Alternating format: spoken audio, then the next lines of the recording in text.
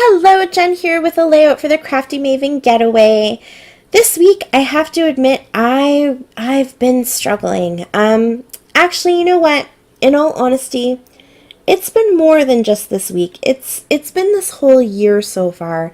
I've really felt burnt out, and I've really felt just a lack of mojo.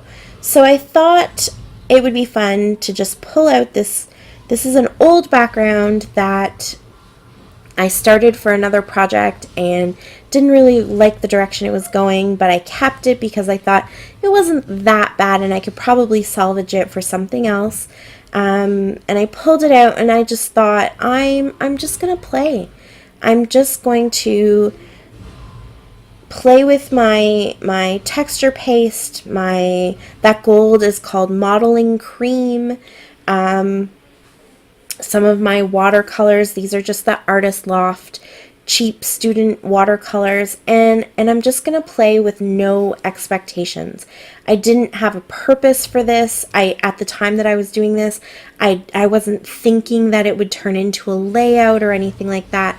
I just really needed to be creative, and I think that that's a key that we have to remember, because a lot of us do go through slumps.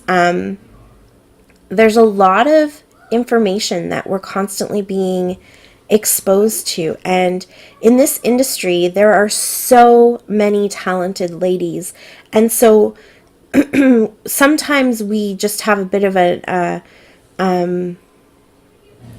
what's the word I'm looking for? We just have an overexposure to how much talent is out there. And so we forget sometimes that when we're watching YouTube videos, when we're watching watching our blogs, and we're reading Facebook posts, and we're seeing all of that stuff, that isn't all being created by one person. That is the entire community creating. And so individually, we don't all have to pump out that same amount of stuff, and everything we do doesn't have to be the best layout that we've ever done. I think that can be overwhelming sometimes. And so it's important when you are going through those slumps to still be creative, to still exercise your creative muscles.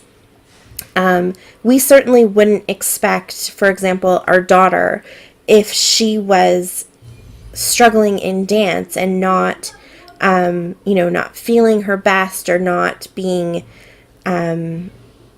not physically feeling like she's doing her best in dance, we wouldn't say to her, oh, why don't you just take a break and not dance? Just stop dancing, and see what happens, because that usually doesn't turn out well. Sometimes that is what needs to happen. Sometimes you legitimately have to, hang things up for a bit and take a break. But oftentimes it's more about just doing a little bit every day to build that muscle back up until you get back to feeling good, or gaining that confidence that you need, or that inspiration and motivation that you need to start creating again.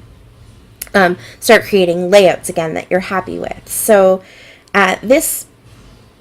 this whole mixed media background was really, for me, just the opportunity to kind of play and experiment and not have any expectations, and just be creative. A lot of people have art journals that they really enjoy being creative in, because it's very freeing. And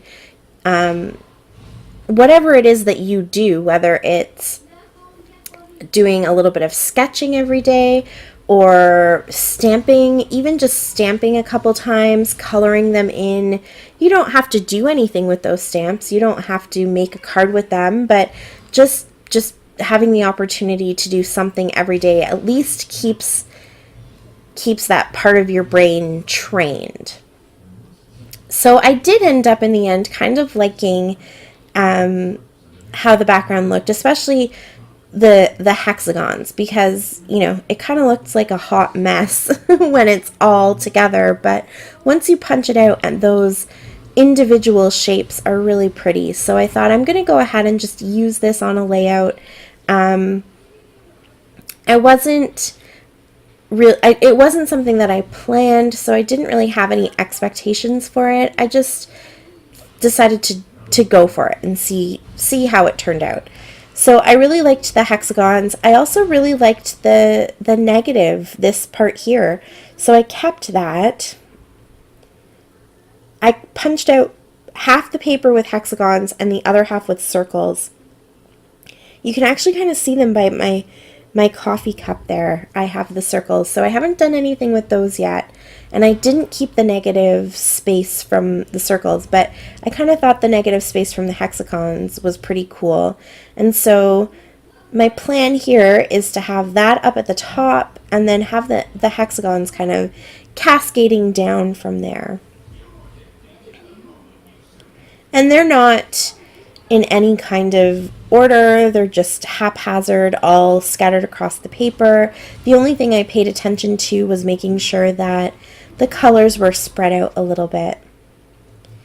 And I pulled out this picture. It's my daughter receiving her first overall breakthrough soloist.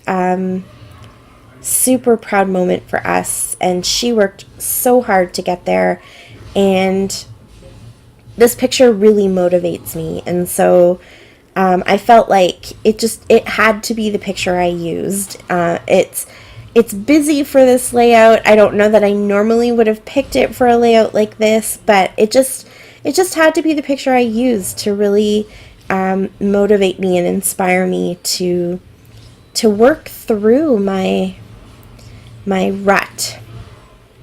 So now I'm going through my little phrase stickers. I pulled out the Bliss from Simple Stories, all the little sticker sheets, because it has purple in it, and so I was kind of starting off with the purples there, and then I found some greens that work well. So I think that green one says live for this moment.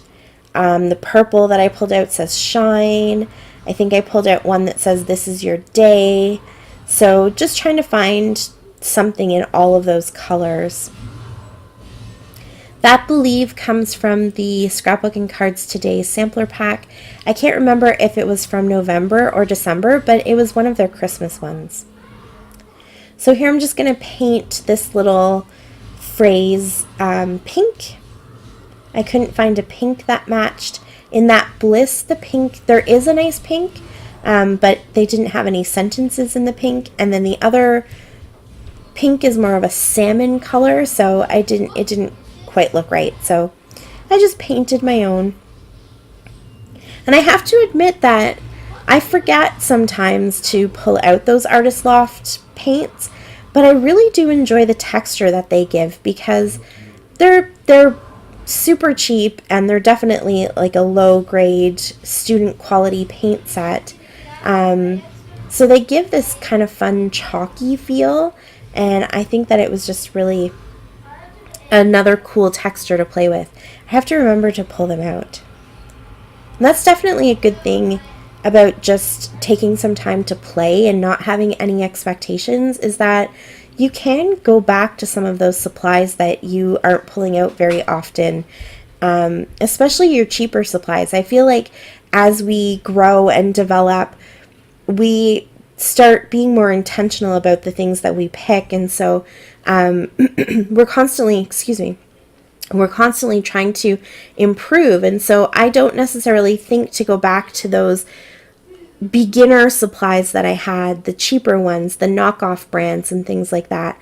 But there's a lot of value in those, and just for playing around sake, it was definitely worth it to pull those out, because if I used it all up, if this project didn't turn out very nice, it doesn't matter. I didn't feel like I was wasting anything. And I think I will pull them out more often, just because I do like that kind of chalky texture that you get. So I'm going to put a title. It's definitely a wonky title. I'm not measuring. All of the fonts are totally different, so it was hard to kind of just visually line them up. And this line that I'm using here, which is where the background of the stage meets the ceiling, it's not quite straight across the picture, so it's not really a good place to line up my letters, but I'm just going with it. I'm trying not to stress over anything too much with this layout. Again, I couldn't find a pink that matched, so I'll paint my own for the word U. And then I think I just kind of have to squish everything over. Oh, so from the two P's, the A and the E, I had the little holes in the center, and I decided to scatter those with my enamel dots on the hexagons. And then I realized that the tittles for the I's and the J's are stars, and so I liked those better. So I put all of those holes over top of the J's, and I pulled off the stars to put with my enamel dots. And I fuss with the title a little bit, but not too much. I didn't want this to become fussy. I just wanted this to be about the process. So I think this just about does it. My little word is dry now, or I guess it's a little sentence there, is dry now. So I pop that all on. And then I tried an experiment here that didn't quite work. So I have this wink of Stella. It's a little bit dried out, so I have to add some water to it in order to get the mica shimmer to work. But you can see there it doesn't really stand out on the black very much. It just kind of left a very slightly shimmery wet mark on the black, not a nice vibrant gold. So I'm letting it dry here a little bit to see if it's going to show up better. And when it doesn't, what I decide to do is I'm going to use some more of that gold modeling cream to kind of do a few splatters. I like the way that the white around the edge, oh, I thought I was done here. And then I realized it's not drying the way I wanted it to dry, so I come back. But I did do some white sketchy lines around the edge too, and I like the way that that kind of ties in the white from the top and kind of brings it down.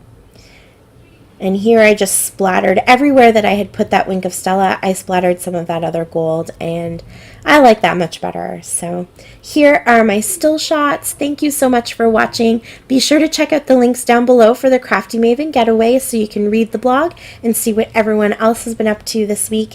Thanks so much for watching. Until next time, happy scrapping. Bye.